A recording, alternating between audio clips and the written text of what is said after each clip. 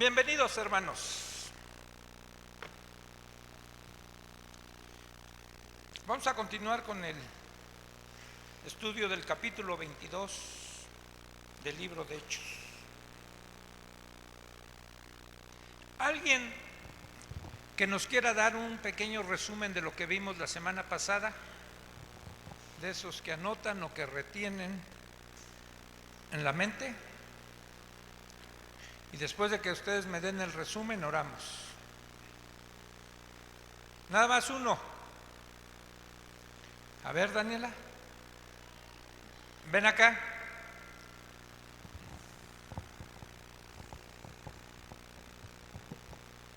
Que Pablo les contó su historia a los que le estaban acusando. Muy bien, bastante resumido. ¿Sí? Pablo les contó su historia, su conversión a los que lo estaban acusando. ¿Alguien más que le complemente a Dani?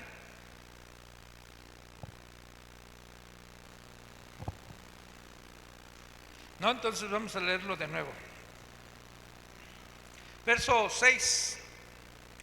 Pablo relata su propia conversión, su encuentro con el Señor. Dice: pero aconteció que yendo yo, al llegar cerca de Damasco, como a mediodía, de repente me rodeó mucha luz del cielo, y caí al suelo y oí una voz que me decía: Saulo, Saulo, ¿por qué me persigues? Y entonces respondí: ¿quién eres, Señor? Y me dijo: yo soy Jesús de Nazaret, a quien tú persigues. Y los que estaban conmigo vieron a la verdad la luz y se espantaron, pero no entendieron la voz del que hablaba conmigo. Y dije: ¿qué haré, Señor? Y el Señor me dijo: levántate y ve a Damasco, y allí se te dirá todo lo que está ordenado que hagas. Y como yo no veía a causa de la gloria de la luz, llevado de la mano por los que estaban conmigo, llegué a Damasco. Entonces uno llamado Ananías, varón piadoso según la ley, que tenía buen testimonio de todos los judíos que allí moraban, vino a mí y acercándose me dijo: hermano Saulo, recibe la vista. Y yo en aquella misma hora recobré la vista y lo miré. Y él dijo: el Dios de nuestros padres te ha escogido para que conozcas su voluntad y veas al justo y oigas la voz de su boca, porque serás testigo suyo a todos los hombres de lo que has visto y oído.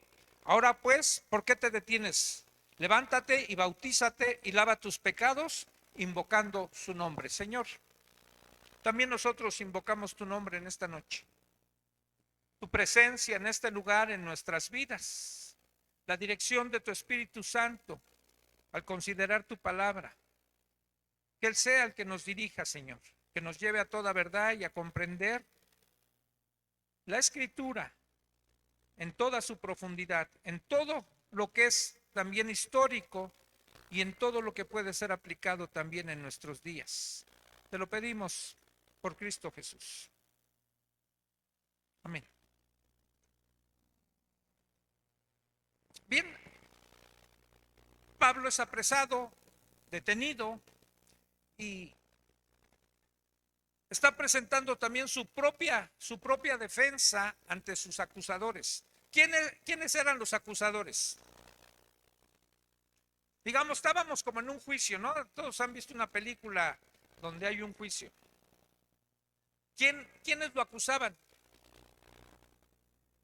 Los judíos, que él les llama celosos, y dice él: yo también era celoso al igual que ustedes. ¿Sí? Celosos de su creencia, de su religión, del judaísmo. Ellos eran los acusadores. ¿De qué lo acusaban?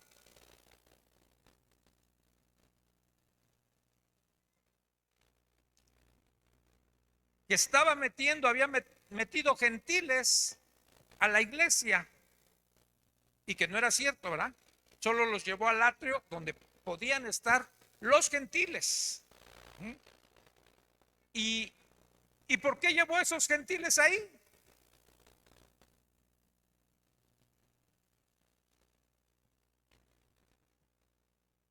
¿Para predicar?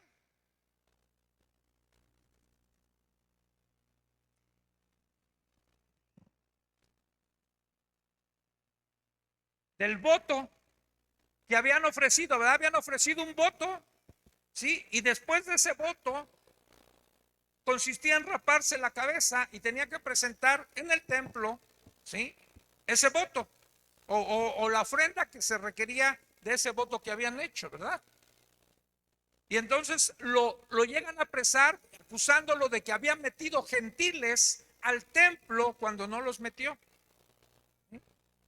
Y entonces se hace el alboroto, golpean, yo creo, entre el alboroto, golpean a Pablo, lo jalonean, ¿sí? Se escucha el escándalo, interviene el tribuno, que tenía a su cargo 1000 soldados, logra quitarles a Pablo, lo llevan en vilo, ¿sí? Y una vez que está más o menos a salvo por la intervención del tribuno, ¿sí?, pero no se ha acabado el alboroto. Entonces Pablo pide permiso y el tribuno le da permiso de presentar su defensa, levanta su mano, todo mundo calla y habla ahora en arameo. Primero le había hablado al tribuno en griego, ¿sí? Y se asombra de que fuera griego, lo confunde el tribuno con que era un hombre del que se había conocido de un etíope que había levantado una sedición y había juntado como 4000, y dice, no eres tú ese, ni Pablo, ni le hace caso, ¿no? Y empieza a describir quién es él. ¿Sí? No soy, bueno, no le dice no soy ese hombre, sino le dice quién es. Y entonces empieza a relatar su conversión de cuando él era un judío celoso como los que lo estaban acusando en ese momento y lo habían golpeado, y lo que aconteció en ese momento que iba a Damasco, que todos conocemos, quizás la conversión más, ¿cómo le podré llamar? Más asombrosa, más maravillosa que haya tenido un ser humano, porque se encuentra con Jesús. Jesús ya resucitado, ascendido al cielo, sentado a la diestra del Padre, pero tiene un encuentro con él, con Jesús. ¿Sí? Ya después, en el capítulo 9 de 1 Corintios, él apela a uno de los derechos de los apóstoles y había algunas características para que alguien fuera apóstol. Y una de ellas era haber visto a Jesús. Y como que él le decían, ¿tú no los has visto? No, sí lo vi. Se me apareció en Damasco, ¿qué creen? Ahí lo vi. Y empieza a relatar esa conversión del diálogo que entabla Jesús con Pablo. Y Pablo empieza a contestar sabiendo esa voz que le está hablando de quién es, porque dice, oí una voz que venía del cielo. De la misma presencia de Dios mismo, venía esa voz. Y establece el diálogo, ¿por qué me persigues? ¿Sí? Y él entiende, no le dice, no señor, estoy persiguiendo yo a unos que se llaman cristianos o que son del camino. No entiende lo que le está diciendo Jesús, que al perseguir a unos cristianos, estaba persiguiendo al mismo Jesús de quienes ellos predicaban. Y si por si le quedara duda, Jesús le aclara quién es. Dice, yo soy Jesús de Nazaret, a quien tú persigues. Y relata lo que pasó, porque no iba solo en esa persecución. Le habían dado gente a Pablo para que persiguiera a los cristianos, y todos los que iban con él, dice, a la verdad, vieron la luz. Eso fue innegable, ¿no? Porque sus ojos los percibieron. Y quizás oyeron también la voz del que hablaba conmigo, ¿sí? Pero no entendieron la voz. El diálogo que Pablo tuvo con Jesús no lo entendieron ellos. Oían voces, murmullos, podríamos decir, pero no entendieron el diálogo más que Pablo. Y entonces Pablo se pone a las órdenes de Jesús, le dice, ¿qué haré, Señor? Le dice, yo te voy a decir lo que vas a hacer, nada más que entra en Damasco, yo te voy a mandar a Ananías y él te va a decir. Y entonces habla de ese hombre, de ese varón, que le es enviado a Ananías, características que tenía Ananías, un hombre piadoso según la ley, y enfatiza para su audiencia, era piadoso según la ley, la misma ley que ustedes defienden y que yo creo, porque no la rechazaba él. ¿Sí? También ese era un varón piadoso y tenía buen testimonio en medio de la comunidad de los judíos que moraban allí en Damasco. Se acercó a mí de noche y me dijo, hermano Saulo, ya sabemos por el relato de Lucas en el capítulo 9 que Ananías en el momento tiene miedo de ir al mandato del Señor, ¿no? Dice, Señor, ¿no sabes de este hombre que persigue a los creyentes? Dice, no, tú ve, no te preocupes. Ya te lo puse ahí suavecito, dulcemente razonable. Ahorita ya entiende, ya es otro Pablo. ¿Sí? Tú ve. Y por medio de Ananías, el Señor realiza un milagro de devolverle la vista a Pablo, pero la forma en que Ananías ya se identifica, habiendo entendido el mensaje del Señor también, Ananías identifica a Pablo como hermano. Ya no es el perseguidor, ahora es parte de la iglesia. ¿Sí? Y es una enseñanza también para nosotros porque debemos a cada hermano, venga del contexto que venga, todavía se vea como se vea, ¿sí? Es nuestro hermano en el momento en que creyó. Desde ese momento es nuestro hermano. El domingo en casa estuvimos viendo unas fotografías. Me dice mi hijo, hoy papá, aquí te ves bien chacalón. Digo, hijo, pero si ahí tenía como 10 años que ya nada, de nada. Dice, pues imagínate qué daño traías, ¿no? Bueno, ese chacalón creyendo ya es su hermano, o sea, yo. Y entonces así se dirige Ananías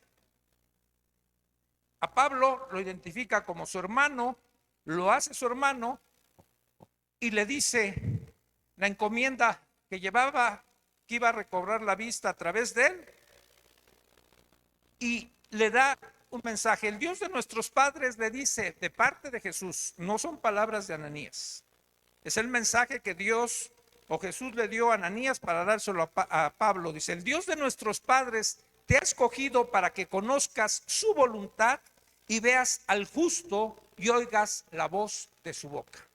¿Sí? Esto es lo que Ananías le dice. Pablo en el capítulo 9 dice, instrumento escogido, le dice Ananías, eres de Dios, ¿sí? Para que anuncies las buenas nuevas, ¿sí? Su mensaje, ¿sí? De quién es él, y allá le dice hasta dónde va a anunciar, hasta los reyes, ¿sí? Y aquí le dice o relata Pablo lo que entendió de Ananías y quizás algunas otras cosas más que no relata Lucas. Dice, el Dios de nuestros padres te escogió primero, y veíamos hace 8 días, para que conozcas su voluntad. Y enfatizábamos que eso debería ser una de las cosas más importantes que nosotros deberíamos buscar de parte de Dios. Su voluntad, ¿sí? La de él. Pero no solo eso, sino que también lo vea. Y está justo con mayúscula. Veas al justo, refiriéndose a Jesús, y oigas su voz de su propia boca. Ya después, por los demás relatos que vemos de la vida de Pablo, cuando estuvo 3 años en Arabia y después desciende a Jerusalén, él dice en Gálatas, dice, yo no recibí el mensaje del evangelio de ningún ser humano, lo recibí directamente de Jesús, ¿sí? Es aquí donde se cumple todo esto o todo lo que se va relatando, dice, para que recibas de su boca, de la boca de Jesús, ¿sí? Todo lo que Jesús le iba a decir. Y después le dice, serás testigo de Jesús, suyo, a todos los hombres de lo que has visto y oído. Toda su defensa va bien. Con esto, digamos, refuerza lo que él le ha estado haciendo. Estar predicando el evangelio a todos los hombres. Acuérdense que llegaba Pablo a alguna ciudad, llegaba a la sinagoga o donde estuviera, en una playa con mujeres, compartiendo el evangelio, a todos se los compartía. Y una vez que entiende el mensaje de Ananías, Ananías le da una instrucción. ¿Por qué te detienes? O sea, ya se te dijo lo que tienes que hacer. ¿Por qué te detienes? Levántate, bautízate. Una pregunta. ¿No estaría bautizado Pablo?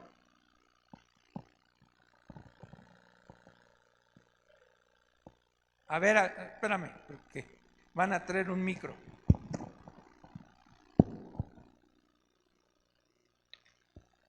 Es que en ese tiempo se acostumbraba a bautizarse con su maestro. Por ejemplo, existía y se menciona el bautismo de Juan el Bautista. Y algunos que comenzaron a seguir a Jesús ya estaban bautizados por Juan y se volvieron a bautizar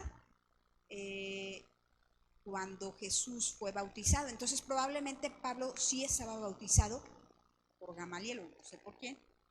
Yo pienso que sí estaba bautizado porque era lo que se acostumbraba. Muy bien.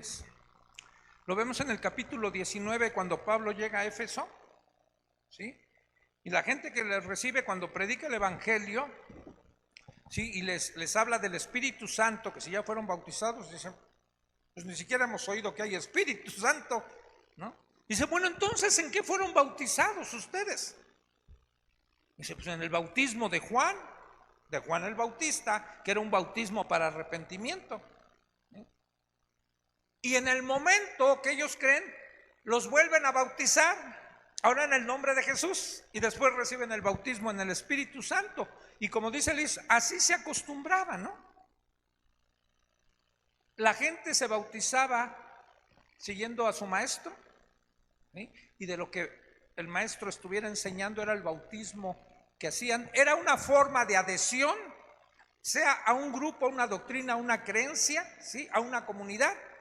El bautismo significa eso, incluso en nuestros días. Bautizarse, cualquiera de nosotros en la iglesia cristiana, nos estamos uniendo a la iglesia, a la comunidad donde nos estamos bautizando. Entonces, lo más seguro es que se había bautizado, pero ahora que tenía la revelación Pablo, tenía que tomar el paso de bautizarse en el nombre de Jesús. En Mateo 28, cuando Jesús da la gran comisión, les dice a la gente o a sus discípulos, vayan y prediquen el Evangelio, ¿sí? Bautizándolos, dice, ¿en qué forma? En el nombre del Padre, del Hijo y del Espíritu Santo. No registra la Biblia a cuántos bautizaron de esa forma, ¿no? En el nombre del Padre, del Hijo y del Espíritu Santo. Pero ustedes no van a encontrar en el libro de Hechos a ninguno que sea bautizado en el nombre del Padre, del Hijo y del Espíritu Santo. A ninguno. Todos los que están o han sido bautizados en el libro ya de los Hechos, todos se bautizaron en el nombre de Jesús. Porque ahora seguían el camino o seguían a Jesús o se habían hecho cristianos y se bautizaban en ese nombre, ¿no? Ya hay otras implicaciones más profundas acerca de por qué bautizarse en el nombre. ¿Sí? Nada más así lo dejo, pero no voy a entrar en eso. Cuando dice en Mateo, bauticen en el nombre del Padre, del Hijo y del Espíritu Santo, ni el Padre, ni el Hijo, ni el Espíritu Santo son nombres, son títulos. Jesús sí es un nombre. Hasta ahí lo dejo, no me voy a meter en eso, nada más se los digo. Y entonces se levanta, se bautiza, y podemos darnos cuenta también por el relato del capítulo 9 que inmediatamente Pablo se puso a predicar, como atendiendo a esto que le decía Ananías, ¿no? Que él recuerda, me dijo, levántate, ¿por qué te detienes? Ya tienes una encomienda, tienes una comisión, tienes que predicar. Así que no estés de flojonazo, ¿no? Ya ves, ya no necesitas que alguien te lleve de la mano. Empieza, e inmediatamente Pablo empezó a predicar. Por eso, hermanos, a veces es muy difícil que cualquiera de nosotros haya empezado a predicar inmediatamente después que nos convertimos. Casi siempre la idea es, pues es que todavía no estoy listo, ¿no? No estoy preparado. El otro día una hermana en la célula nos decía, dice, es que no sé si esté preparada para predicar, porque ¿qué tal si me salen con unas preguntas que yo no sé contestar?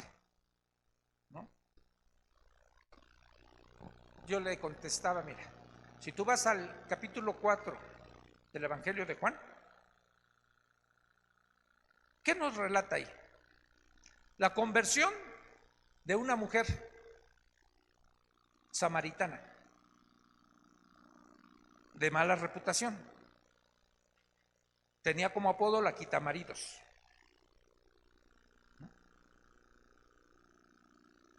Ella tuvo un encuentro con Jesús, se convierte, le cree, le dice a Jesús: creo que tú eres profeta porque me has dicho todo lo que es de mi vida. En ese mismo momento, después se va y regresa a su ciudad donde tenía mala fama, les comparte el evangelio a toda su comunidad y dice la escritura que todo su pueblo se convirtió. Y después el pueblo, una vez convertido, fue a ver a Jesús y después le dijeron a ella: ahora no solo creemos por tu testimonio, sino también porque nosotros ya vimos lo que tú nos dijiste. ¿Qué necesitó la samaritana para compartir? Nada más tener un encuentro con Jesús. Puedes compartir tu testimonio, no tienes que explicar la Biblia, no tienes que aprenderte las 4 leyes para compartir el evangelio, no tienes que tener unos lineamientos, ¿sí?, una homilética, una exégesis, todo así bien detallado. Comparte lo que has vivido como experiencia con Jesús. Y después sigue Pablo su defensa. En el verso 17 dice: y aconteció que vuelto a Jerusalén, que orando en el templo me sobrevino un éxtasis. Esto ya no viene en su conversión del capítulo 9, en el relato de Lucas. Esto dice: tuve un éxtasis y me sobrevino así, de esta forma. Y le vi que me decía, vio a Jesús, dice, y le vi que me decía, y los que tienen Biblias con letras rojas, las palabras de Jesús, ahí esta frase, este versículo aparece en letras rojas. Esto es lo que le dijo Jesús: date prisa y sal prontamente de Jerusalén, porque no recibirán tu testimonio acerca de mí. Fíjense, Jesús le dijo esto: sal. No te van a escuchar, Pablo. No vas a ser bien recibido. Van a rechazar tu mensaje y a la vez me están rechazando a mí. Así que no vayas a Jerusalén. Porque él volvió a Jerusalén. Después de Damasco, dice, volví a Jerusalén, de donde había obtenido cartas para perseguir a los cristianos. Regresa ahí. ¿Cuál era la intención de Pablo de regresar a Jerusalén? ¿Para qué iba allá? Para predicar el evangelio. ¿A quién? A su pueblo, a los judíos, por los que siempre tuvo su corazón cargado por ellos, de que se salvaran. Regresa a Jerusalén y el Señor le dice que no. ¿Y qué hizo Pablo? ¿Obedeció?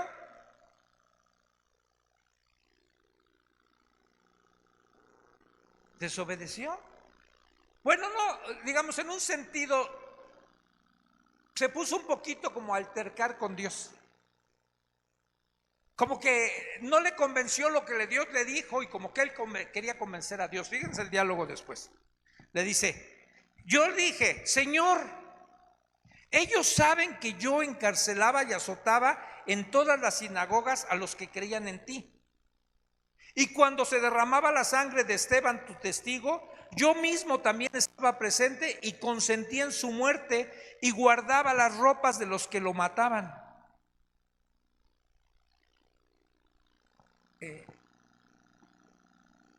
Este argumento de Pablo, fíjense, él creía, y en muchas ocasiones puede ser así, que cuando uno ha estado metido en medio de gente equivocada, ¿sí?, y a uno se le revela la verdad y puede salir de esa ceguera, que se tiene más capacidad o más entendimiento y nos van a creer más si compartimos la verdad con esa gente, porque les vamos a mostrar que estábamos igual que ellos, pero salimos, se nos reveló. Por eso Pablo argumenta, dice, mira, Señor, yo también los perseguía, así como me están persiguiendo, Yo los entiendo. ¿Por qué me persiguen? Por eso ese celo santo que tienen, que ya se los había dicho. Si yo era celoso igual que ustedes. Dice, además, añado un detalle. Cuando mataban a Esteban, tu testigo, yo estaba ahí consintiendo en su muerte. Como diciéndole, Pablo, dame chance, porque mira, si alguien los puede entender a ellos y les puede mostrar el camino de salvación, soy yo. ¿O no les parece buen argumento? ¿Y qué le dijo el Señor? Le repitió la orden. Ve, pero ve. Otras versiones dicen vete. Aquí dice esta versión 60, ve. No de que fuera donde Pablo le está pidiendo permiso, sino le reitera la orden, porque lo aclara por la frase que sigue después. Ve o vete, porque yo te voy a enviar a los gentiles. O sea, Pablo, tu misión no es aquí con los judíos. ¿Sí? Yo te quiero para predicar el evangelio a los gentiles, no a los judíos. En Jerusalén están los judíos, los gentiles están fuera de Jerusalén. Allá te quiero enviar. A veces, hermanos, podemos neciar en algo. Cuando yo salí o me sacaron de los grupos, yo empecé como 4 años antes de que me corrieran de los grupos a predicar en los grupos. Y yo no entendía, yo decía, ¿por qué estos no me entienden? Si estos han empezado a caminar en el mismo sendero que yo iba, y después de un tiempo a mí se me reveló la verdad. Ahora entiendo quién es ese Dios que ellos le llaman poder superior. Es Jesús. Ya no es poder superior, es Jesús. Y yo les hablaba desde la tribuna y les decía, no. Yo decía que me iban a entender. ¿Qué hizo esa gente de allá? Me corrió. Sáquese de aquí.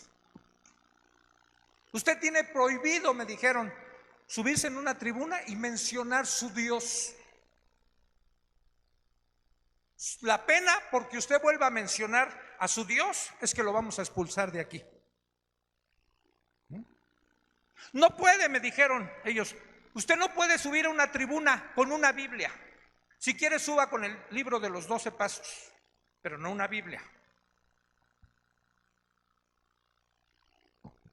Y pude comprender al cabo del tiempo que ellos no iban a recibir eso, mucho menos de uno. Y comprendí otras palabras de Jesús: nadie es profeta en su propia tierra.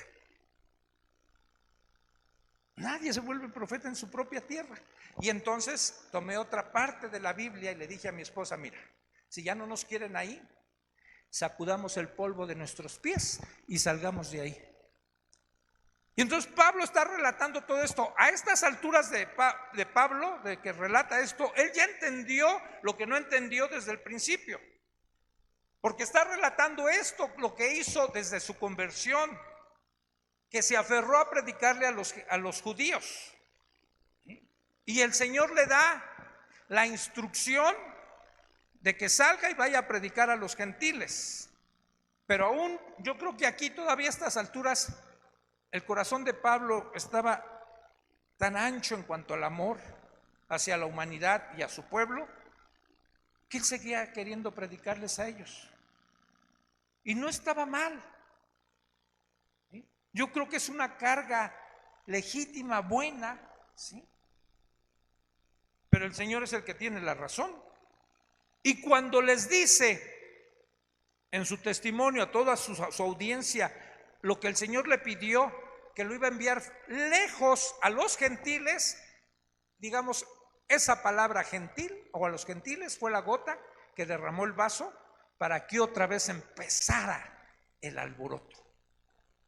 Liz.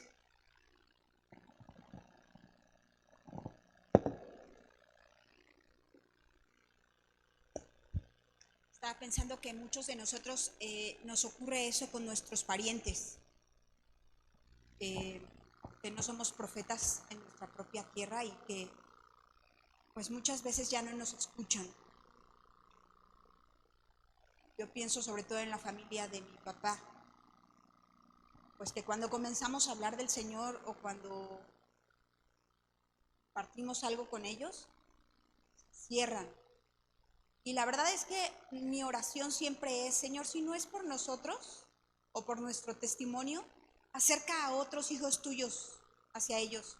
Y es duro, es difícil, es doloroso, porque así como Pablo amaba tanto a los judíos y quería quedarse ahí y aún podía discutir con Dios para intentar quedarse, así nosotros también lo que más nos gustaría es ver a nuestros familiares rendidos al Señor, y vemos muchas veces sus vidas tan vacías, tan alejadas y tan rumbo al infierno, que deseamos que sean salvos, pero pues a lo mejor no es a través de nosotros, a lo mejor es a través de alguien más. Lo que debemos seguir haciendo es clamar a Dios por ellos. Y nunca perdamos la esperanza, hermanos. Porque a veces si perdemos la esperanza dejamos de orar por la gente que nosotros quisiéramos que se convirtiera, ¿no? Aunque veamos la evidencia al día de hoy de que no quieren nada. Hoy me pasó una vez más. Hoy fui con uno de mis hermanos a cerrar o a firmar un contrato de compraventa de algo que voy a adquirir. Y yo veía a mi hermano platicando con el propietario del departamento que le voy a comprar y con el asesor de una inmobiliaria y mi hermano. Y yo veía a mi hermano y lo escuchaba y dije, su plática, ¿no? Y ya hablando de chupar y me está ayudando en algo. Y cuando me preguntó el dueño, porque el otro día me presenté, a lo mejor no me entendió bien, pero me presenté como pastor. Me dice, oiga, usted se me hace conocido. Dice, ¿usted no da misa acá? Le digo, no, es que no soy sacerdote, ¿no? No doy misa por allá. Dice, bueno, de lo que usted hace. Le digo, no es que no es una iglesia católica, es una iglesia evangélica. Ya le empecé a explicar, le empecé a compartir, ¿ya? O sea, pero a mi hermano le he dicho muchas veces, me ha escuchado, hemos tenido pláticas. Una vez cuando murió mi hermana, 9 días, él me pidió, háblanos de Dios. ¿Sí? Y no se convierte. Y escuché una vez un testimonio de un pastor que le compartió a otra persona, una persona impía. Y fíjense cómo fue la conversión de este hombre. Su esposa se convierte. Y la esposa, son de esas esposas a lo mejor un poquito agresivas en cuanto al evangelio. No le compartía al esposo el evangelio, lo agarraba a bibliazos, ¿no? Ustedes me entienden, ¿verdad, hermanas? Que algunas que son así. Y estarle queriendo meter la Biblia por todos lados, y vamos, y Dios dice esto y esto, y que no te vas a ir al infierno, ¿sí? Y entonces llegó un momento en que él se desesperó y dice, ya cállate, no me hables de tu iglesia, no me interesa.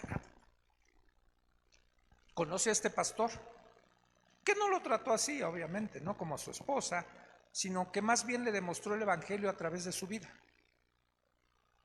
Y entonces lo vio de tal forma que empezó a desear la vida que este pastor tenía.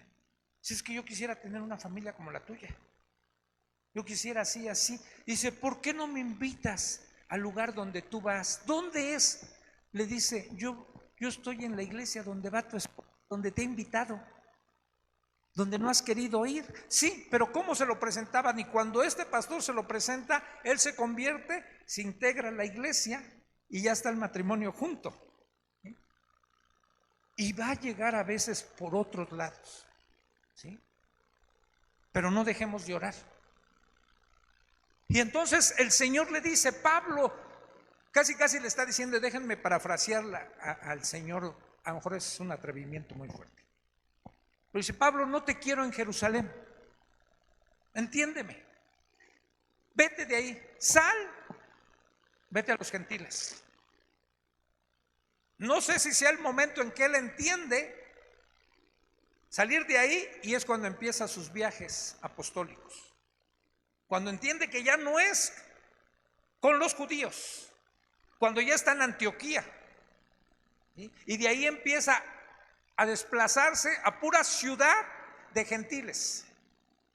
Ya no está con los judíos, que había judíos dispersos por otros lados, porque había casi siempre sinagogas en los pueblos o ciudades donde llegaba, era porque los judíos habían sido esparcidos, ¿sí?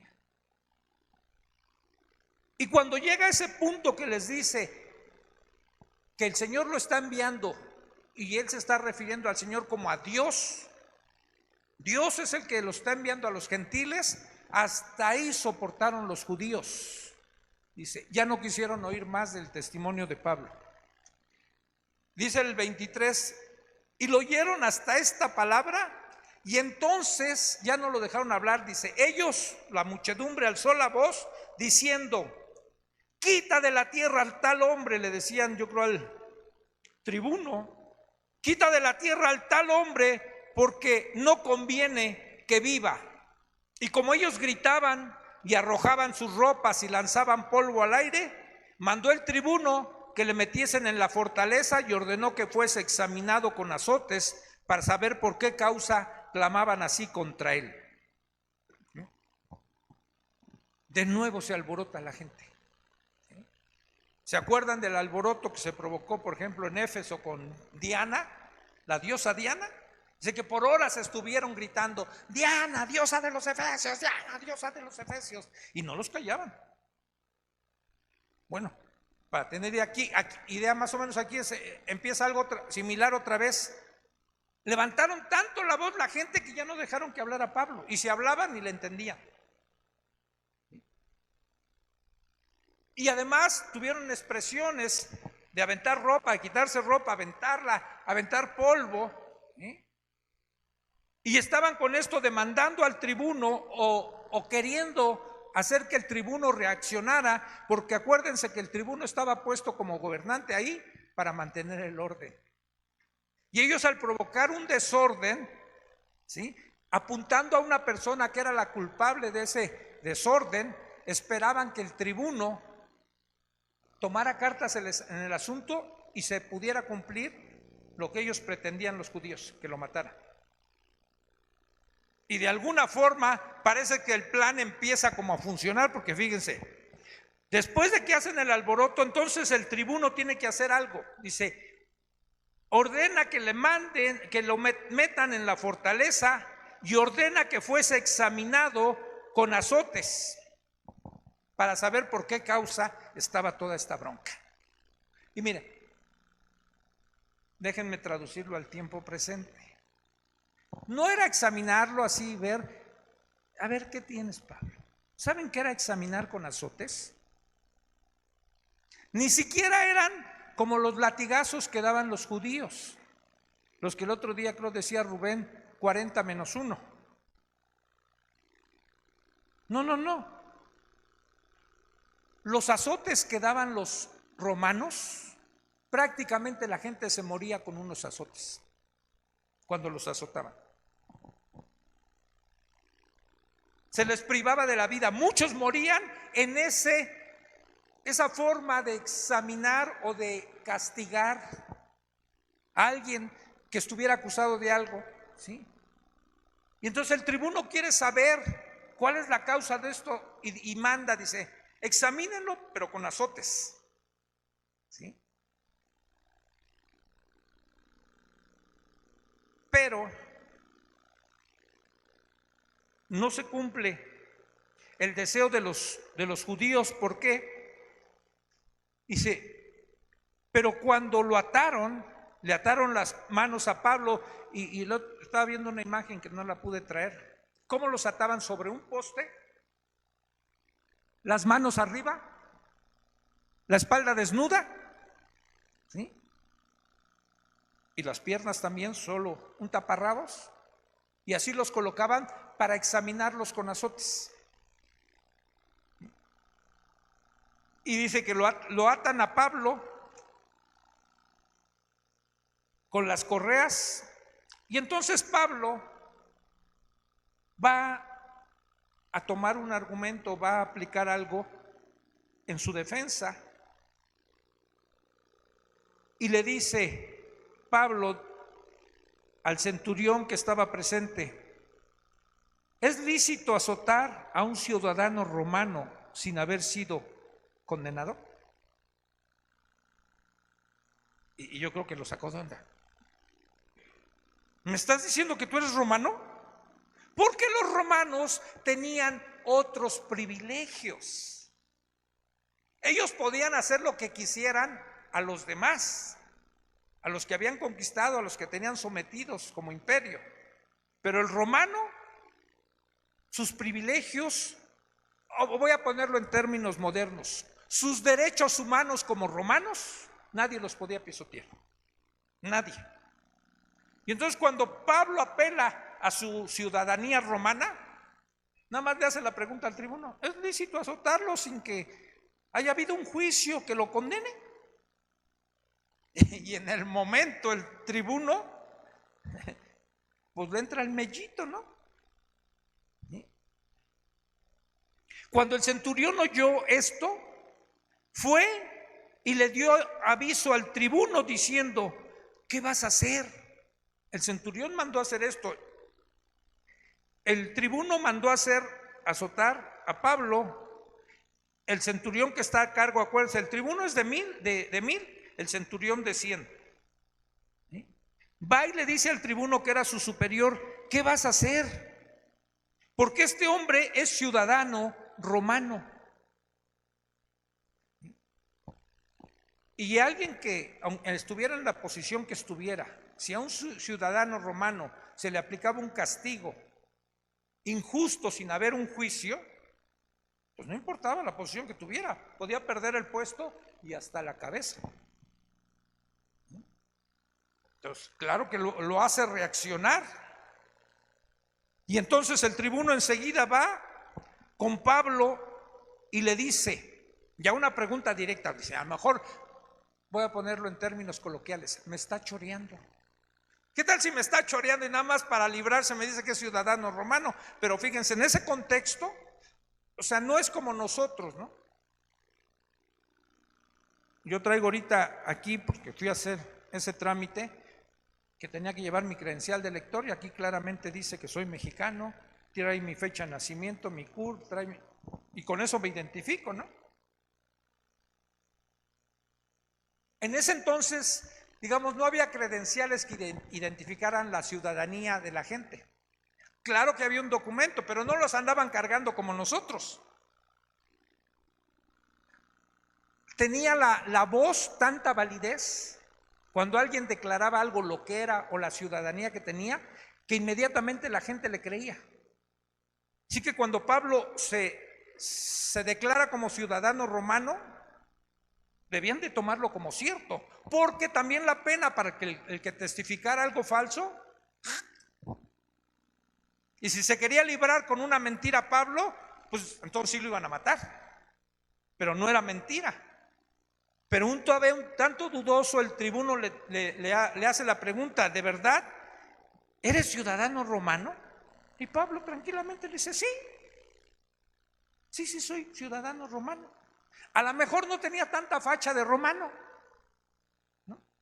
Porque acuérdense que él dice en Filipenses: yo soy hebreo de hebreos, madre y padre son judíos.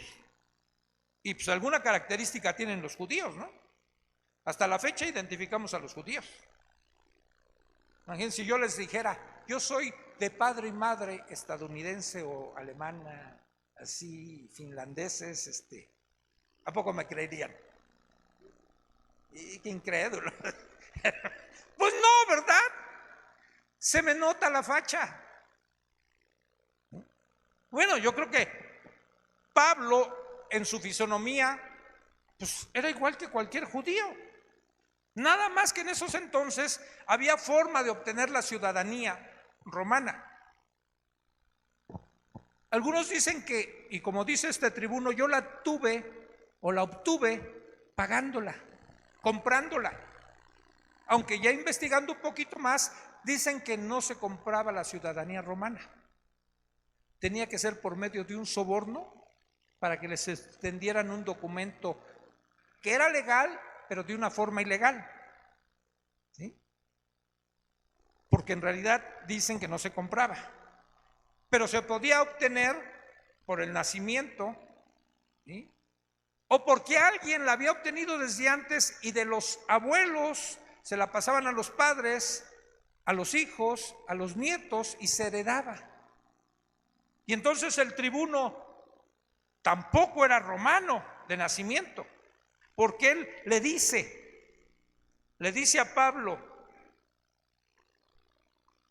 dice, yo con una gran suma adquirí esta ciudadanía. Entonces Pablo dijo, pero yo lo soy de nacimiento, yo no tuve que pagar ni un quinto. O sea, como que te supero, tribuno. ¿Sí? Así que luego se apartaron de él los que le iban a dar tormento, y aún el tribuno, al saber que era ciudadano romano, también tuvo temor por haberle atado. Y miren, no es que las cosas le fallaran a Pablo, ¿sí? No es que de repente determinó hacer ciertas cosas, todo estaba diseñado dentro del plan de Dios. Por eso lo que él mismo declara, lo importante es querer hacer la voluntad de Dios. En la voluntad de Dios para Pablo, él era un predicador de las buenas nuevas. Esa era su comisión, predicar el evangelio. Por eso después dicen algunas cartas, ¡ay de mí si no predicar el evangelio! ¿Sí? Porque para eso fui llamado, ¡ay de mí si no lo hiciera! Él lo tenía claro. A lo mejor, como todos, le fallaron algunas cosas. Su gran amor, su gran carga por su pueblo lo llevó, digamos, entiéndanme un poquito el término, a desobedecer un poquito a Jesús. Y cuando Jesús le dijo, sal de Jerusalén, todavía siguió insistiendo. Vete a predicar a los gentiles, siempre llegaba a las sinagogas. ¿Sí? Pero él era su pasión y entendía que era su misión predicar el evangelio. Y uno diría aquí, Pablo, por lo que vamos a leer más adelante, si tú primero no hubieras a lo mejor apelado a tu ciudadanía, a lo mejor no te mueres con los azotes y ya quedas libre, el tribuno que descansa, controla el alboroto y tú sigues por ahí, pero tuviste que decir que eras romano. Y después esto te lleva a que el juicio no se acabe ahí, sino se va a alargar, porque ya siendo un ciudadano romano y ahora te tienen que aplicar un juicio, este tribuno que ya no puede con el paquete te va a mandar a otro lado. Y después cuando ya estás ahí y tú mismo en un momento dado vas a apelar al César, porque tenían ese derecho los ciudadanos romanos de llegar su caso hasta el mismo César, vas a apelar al César. Pablo, eso te llevó a que te encarcelaran durante 2 años en Roma y que de ahí después finalmente ¡clac! No se equivocó Pablo, estaba en los planes de Dios todo eso, ¿sí? Así estaba en los planes de Dios, porque ya lo vimos en capítulos anteriores, cuando querían hacer desistir al apóstol, no vayas a Jerusalén, decían, no me hagan esto, ¿no? Dice, porque no me interesa tanto mi vida. No solo estoy dispuesto a ir a sufrir, sino aún a morir. Él tenía claro su propósito. Y aquí esta parte se cierra con eso, ¿no? Bueno, tuvo temor por haberle atado, ¿sí? Y después, pues va a querer buscar una salida el tribuno, porque ahora sí ya se metió en una bronca. Ahorita, por ejemplo, oí en unas noticias que hay una jueza que tiene una bronca, no sé de qué estado, porque dejó salir libre a algunas personas que tenían todas las agravantes para ser condenados. Y la condenada jueza, que no la han condenado, pero los dejó salir bien fácil. Y entonces el gobernador, como trae bronca contra esta jueza, empezó a investigar. Dijo, a ver, está medio chueco este asunto, vente, y la metió presa y ahorita puede ser que la condenen algunos buenos años. Pues para que me entiendan más o menos, aquí El tribuno ya está lleno de temor. Dice, yo ahora ya tengo una papa caliente en las manos. ¿Qué hago? ¿Qué hago con esta papa caliente? Entonces va a querer resolver de alguna forma las cosas. Y quizás en sus intenciones aún, si Pablo tiene que morir, pero sin que él esté violando su ciudadanía, ¿no? Y que otros lo hagan. Pero esa es la otra historia que después vamos a contar. ¿Comentarios? ¿Preguntas? ¿Se quieren hacer ciudadanos judíos? Circuncidamos hoy. Romanos nos tienen que pagar una suma. ¿Quieren seguir siendo mexicanos? No les cobramos nada. ¿Sale? Seguimos como mexicanos. Oremos. Padre, danos a cada uno de los que estamos aquí valor, denuedo, pasión, fe, arrojo, que nada nos detenga para compartir tu palabra, Señor. Que aunque haya acechanzas al lado nuestro, tú prometes que vas a mandar a tu ángel y él acampa alrededor de los que te temen. Y no solo eso, sino que nos defiende. Tu palabra nos promete que caerán a nuestro lado 1000 y a 10,000 a nuestra diestra, mas a nosotros no llegará si no está en tus planes. Que tú cumplirás tu propósito en nosotros. Que aquel que guarda a Israel y ahora a la iglesia como pueblo de Dios, no dormirá ni se adormecerá. ¿Cuántas y cuántas promesas hay en tu palabra, Señor? Solo te pedimos que nosotros seamos íntegros, firmes, decididos en obedecerte. Y cualquier consecuencia, en apariencia buena o mala que venga, que esté en tus planes, en tu voluntad. Concédenos ser buenos siervos fieles, compartiendo tu evangelio. Te lo pedimos en el nombre de Cristo Jesús. Amén. Quedamos despedidos. Aquí está el cesto, si alguien trae diezmos, ofrendas, hermanos. Hermanas, nos vemos pasado mañana a las 3:30. Nos vamos. Dios les guarde. Mande. El sábado, a las que no van a ir al Congreso, va a haber reunión de mujeres aquí a las 9:30. Hay un buen número que no van a ir, pero van a tener su reunión. Así que vénganse las que no vayan a ir. Regreso de allá, venimos como a las 5 más o menos, entre 4 y 5. Estaremos llegando aquí, calculo como entre 6:30 y 7. Entonces ya si nos picamos, pues nos quedamos otro día. ¿No? Miren, hoy mi hija fue a renunciar a su trabajo porque dijo, miren, yo no quiero tener problemas ya con el tiempo, que si puedo venir a servir aquí al campo de verano, si no sé si voy a estar trabajando, ¿no? Dijo, mejor renuncio y ya vengo al campo de verano bien, y después consigo chamba. Así que, no, pero ya nos quedamos un día más, pues luego consigues otra chamba. Rebe ya está pensionada, ¿no? Saraí al rato a otra escuela se va a trabajar, ¿no? Nos vemos el pasado mañana.